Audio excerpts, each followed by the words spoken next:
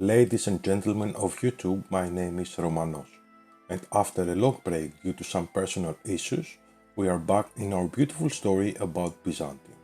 There were times during this break that I thought of abandoning this project due to lack of time, but it was your love and your comments about how much you enjoyed this series that put me back on the writing and editing bench.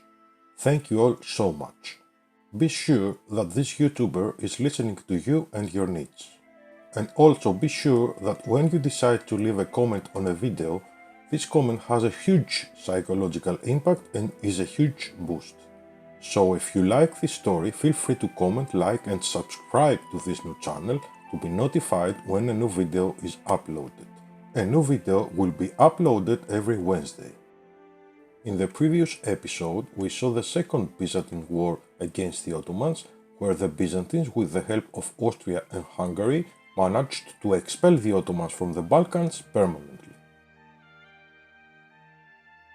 With the end of the war, Theodora ordered the armies in Anatolia to return to Constantinople. She also reduced the army and navy maintenance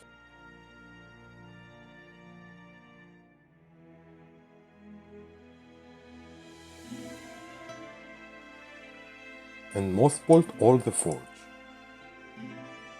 Byzantium had a budget surplus of 5.51 ducats, even after paying 3.68 ducats to fight corruption in the newly conquered provinces. All over the country, celebrations were arranged by the state as well as the people. The Byzantine people felt not only safe but also happy and proud. In just 24 years, the Roman Empire had managed to liberate the Orthodox people of Greece and the Balkans from the Ottoman tyranny. A much more civilized and of course Orthodox ruler had their fate in her hands. The only one that was not content was Theodora. Theodora was a perfectionist, and she was the first ruler of the new era that had a sense of professional duty to the people of Byzantium, although of course she was not elected. Theodora thought that not only she should serve the people, but also do it in an efficient and professional manner. So she could not forgive herself for making the decision to pursue the Ottoman armies in the Balkans. A decision that extended the period of the war, cost a lot of money and most importantly, human lives. And this happened because she did not want to listen to the suggestions of her generals. So Theodora made a radical decision. She decided to create a fully professional advisory council that would make all the decisions for the Roman Empire after a thorough discussion and analysis of the circumstances. She was determined not to intervene and make any decisions that were against the recommendations of this council. The fact that Byzantium could afford to reinstate such an expensive and prestigious council that had its roots in the glorious past of the Roman Empire also symbolized the rise of the Romans under the rule of Theodora.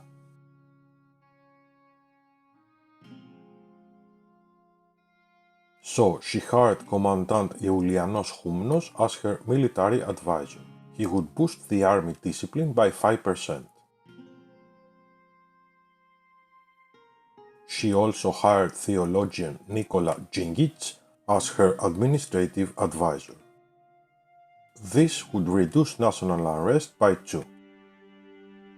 Finally, she hired trader Giovanni Cantacuzzinos as her diplomatic advisor that would boost trade efficiency by 10%. The first matter in the agenda of that week's Privy Council was the decision about announcing a new rival. All of the possible rivals were powerful countries like Aragon, Poland and the Mamluks. It was decided that Byzantium would not have an immediate gain provoking those countries, so the decision was postponed for a future meeting. My lords, the forces of the Ottoman Empire have been driven out of the Eastern Balkans. At long last, Constantinople's European borders are secure. Our economic situation is prosperous. after paying for your exorbitant salaries, we still have a budget surplus of 1.41 ducats per month. After a small pause to add some drama, Empress Theodora proceeded to the next issue. Esteemed members of the Council, our recent victories against the Ottomans allowed us to liberate our Greek and our Orthodox brothers of the Balkans. But still our Greek brothers of the islands are suffering under another country's occupation, a much more devious oppression. We had to endure the humiliation and suppress our anger far too long. A city that someone can describe as the modern Babylon, of which the Gospels speak about, was the reason why the Romans reached almost the point of extinction. And I am not talking about the Ottomans. We all know that the reason behind the fall of the mighty Roman Empire was Venice.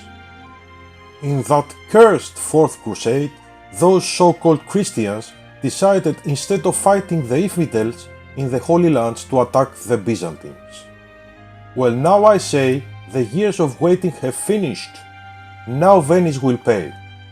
Now we will take our revenge. Now Venice will fall. I need a military plan for an immediate attack ready for my signature in the next meeting of this Privy Council. Austria will be on our side, I believe. I will remove those unholy Latins from the Greek islands and the Balkans, so help me God. The Byzantine advisors stayed speechless. This statement of Theodora did not come out of nowhere.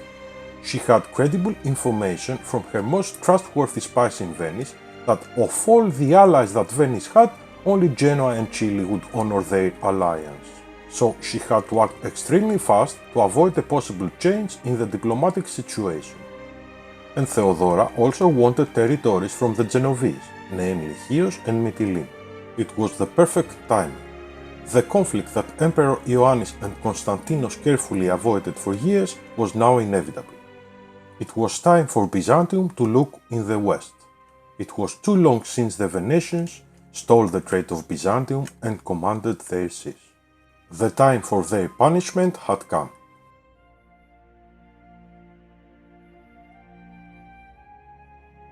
Austria needed a month or so to accepting an offensive call to arms.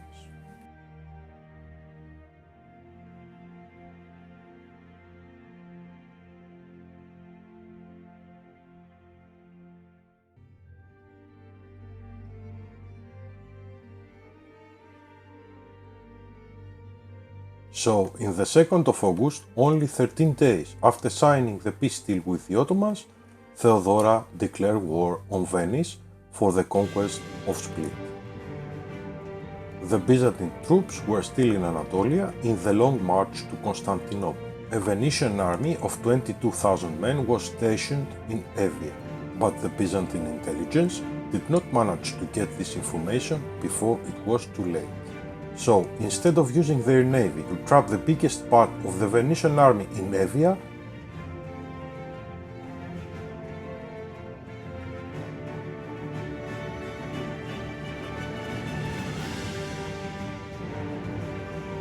they learned about their existence when the news of the occupation of Athens arrived. The Venetians proceeded to the siege of Thessaloniki. The Byzantine army had a huge qualitative advantage. They had a morale of 3.89 against 3.32 for the Venetians and a discipline of 110 against 100 for the Venetians.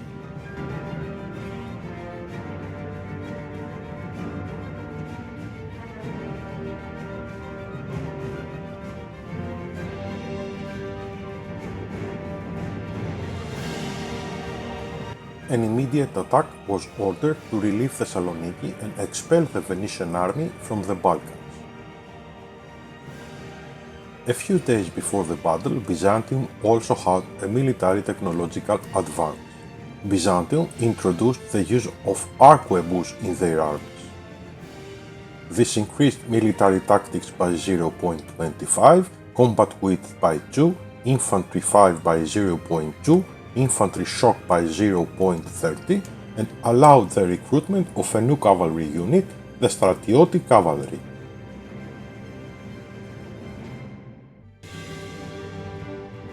With such an overwhelming advantage, the Venetians were easily defeated.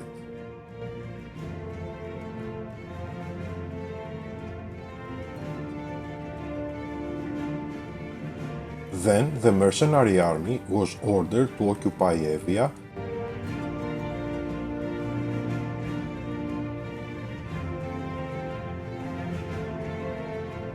and the rest of the army to liberate Athens.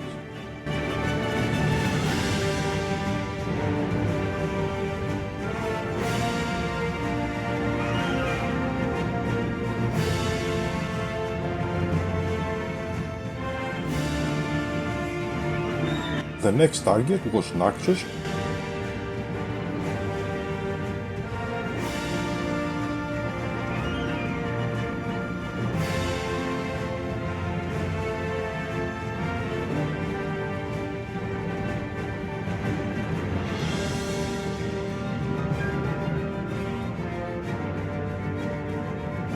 and then Crete.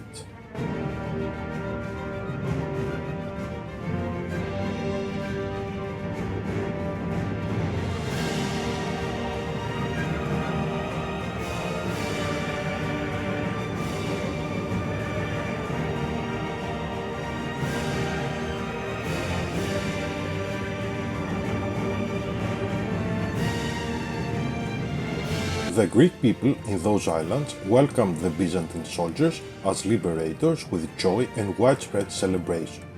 Inside the city of Khandakas in Crete, a local villager was shouting to a soldier that was marching in the triumphant entry of the Byzantine army there. "Why did it take you so long? We had news about the liberation of Greece when I was 20 years old.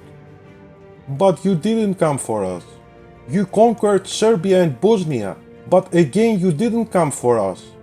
You waited for years to pass until you attacked the Ottomans to liberate Bulgaria and Albania, and only then you thought of us. I am a 45-year-old man now, and I have grandchildren." And then he started crying of happiness. "Blessed be the glorious Empress Theodora." The soldier didn't even look at him.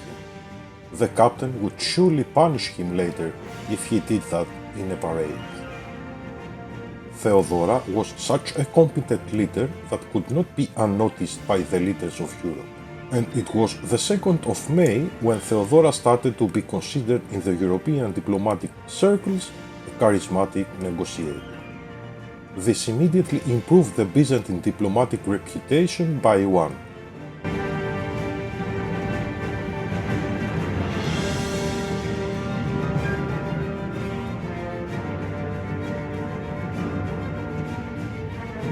Meanwhile, a Hungarian army of 11,000 troops were already besieging the fort of Split.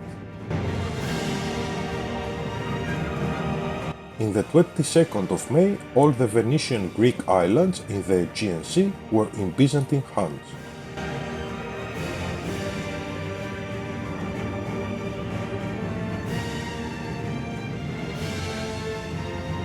In the 12th of June, both of the Byzantine armies were in Athens. In a meeting of the Byzantine Supreme Military Council, a new general was given the rank of Marshal. His name was Konstantinos Mouzalon. Mouzalon was a siege specialist.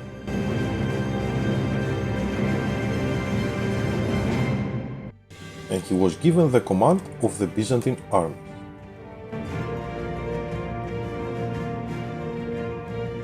The next target was to relieve Smederevo from the siege.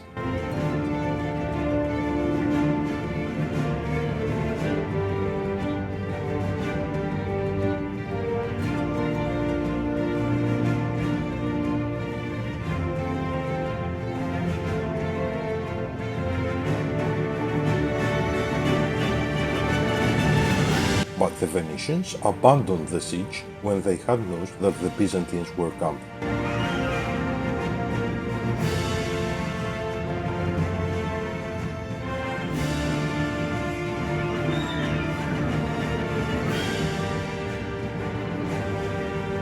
so the Byzantine army continued for the siege of Corfu. The Byzantine navy was ordered to move there and secure the straits in order for the army to besiege the fort in Corfu. But the Byzantines had seriously underestimated the power of the Venetian fleet and their determination to hold their naval positions in the Adriatic Sea.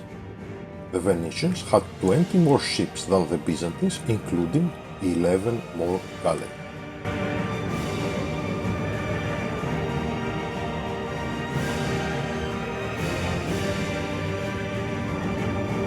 In the Sea of Taranto, the Byzantines had to retreat if they wanted not to lose their whole fleet.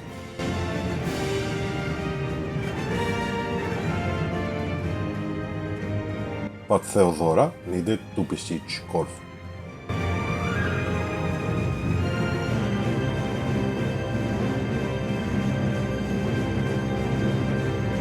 So she ordered the construction of 9 galleys in the Byzantine shipyards. Corfu would have to wait.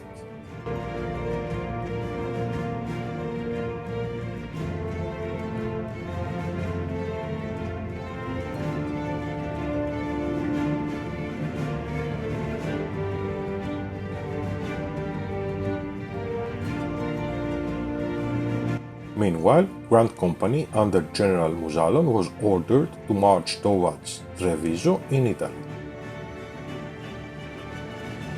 General Romanos was ordered to move towards Friuli to provide close support.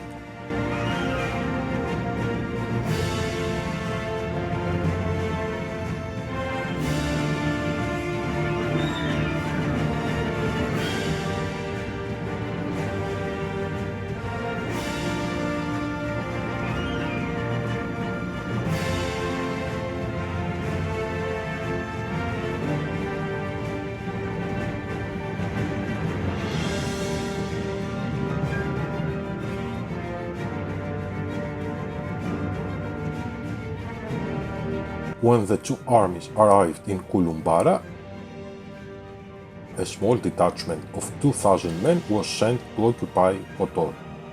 Meanwhile, Chile was ready to surrender. Theodora sent them a humiliating peace offer. Chile would offer 10% of their income for the next 10 years, and they would also pay 20 ducats as war reparations to Byzantium. They would change their religion to Orthodox, and they would cancel all of their alliances.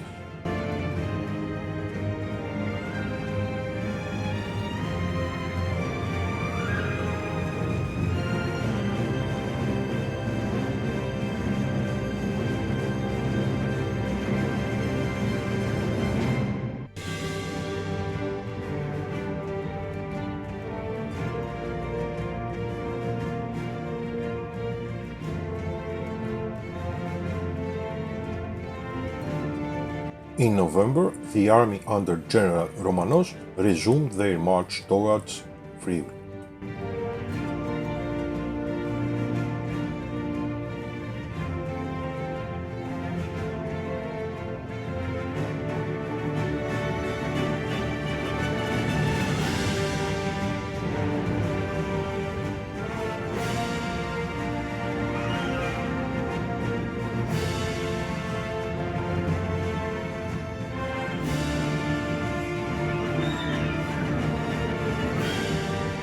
But it was only January of 1470 when Theodora finally sent administrative personnel to integrate the newly conquered Balkan provinces in the Byzantine core. This delay would have some serious consequences, as you will see later. Meanwhile, the siege of Treviso had started, but Treviso was a level 3 fort, so the army of Muzalon was not big enough to encircle the city. Romanos was ordered to also move to Treviso and help with the siege. In February of 1470, in the Battle of Zeta, a Hungarian army lost to the Venetians.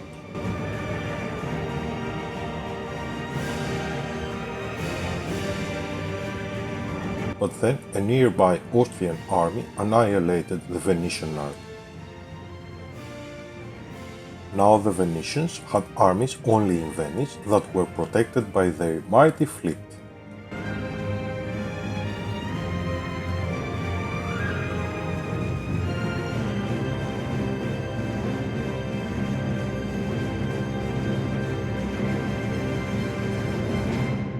In the peace deal, Theodora would ask the Venetians to cede Crete, Naxos, Evia, Corfu, Tours and Kotor to Byzantium. No coalition could be formed since Byzantium would have truce with all the potential coalition members except Albania. And Albania would probably be the next target for the Romans the exact moment that the Venetians cancelled their guarantee in the peace deal. The only other ally of the Albanians were the Knights, and Rhodes was also an island with Greek population, another easy target for the Byzantines.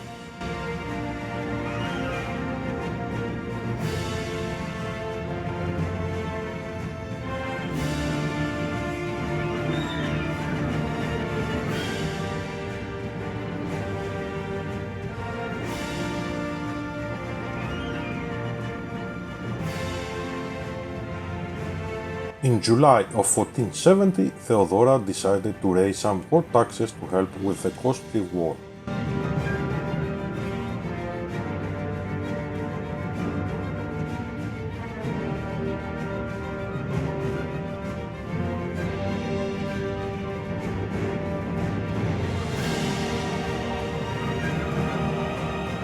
In August, the Byzantine shipyards started delivering the first few galleys for the Byzantine fleet.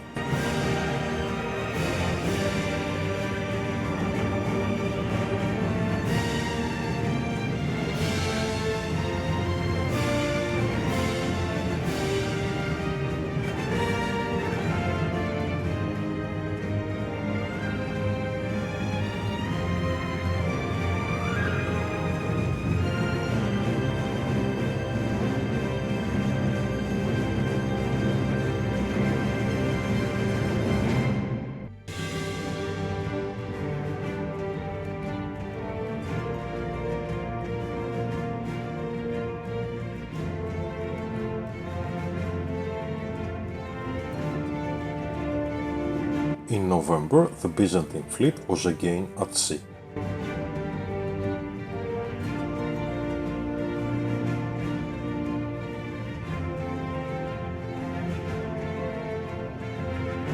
In December, the new fleet of 35 ships, including 18 galleys, was in the Sea of Marmara. Now the Byzantines had the same number of galleys with the Venetians, but they had also two early carracks. The Byzantine naval superiority had been restored. The first assignment was issued. A small fleet of 13 Genovese transport ships was attacked in the Gulf of Varna.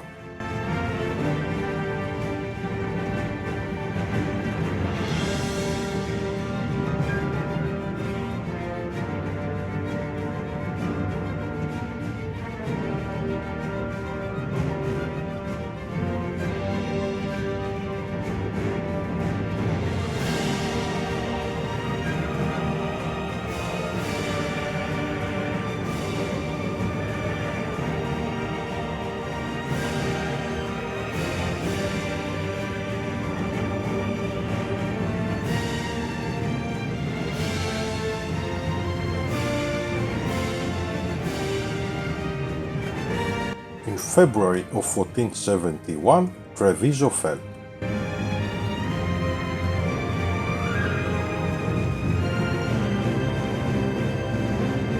General Muzalon proceeded to the siege of Brescia.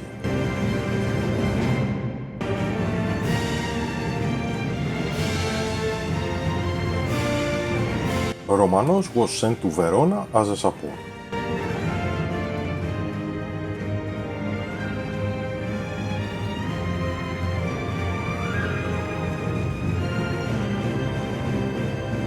On the 5th of March of 1471, Adrianos became 15 years old and ascended the Byzantine throne.